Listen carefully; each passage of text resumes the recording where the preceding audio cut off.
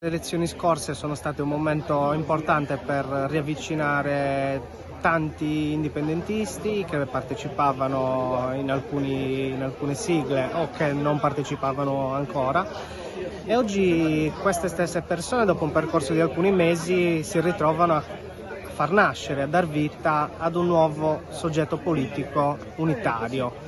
Quindi dopo tanto tempo in cui ci si è trovati in contenitori differenti, oggi nasce Repubblica e nasce con queste basi qua.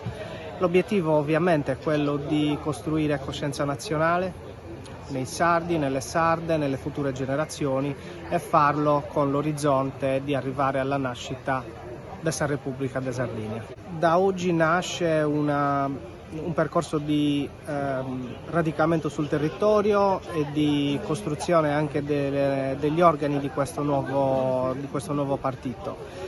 Ai sardi quello che andiamo a dire è che è arrivato il momento di riprendere un percorso di autodeterminazione, di farci carico delle nostre responsabilità, di credere in noi stessi e di farlo prendendo in mano tutti quelli che sono i temi anche oggi oggetto di attacchi, di speculazioni, di politiche che non sono sicuramente virtuose per il nostro territorio e per la nostra comunità. Si va dall'ambiente, si va sul lavoro, si va nelle politiche sociali, si va sui trasporti.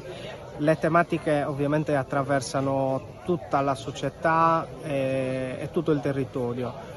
Noi ci poniamo l'obiettivo di sviluppare su ognuno di questi temi delle proposte concrete, realistiche e portarle avanti con tutti coloro che insieme a noi si uniranno nei prossimi mesi e nei prossimi anni.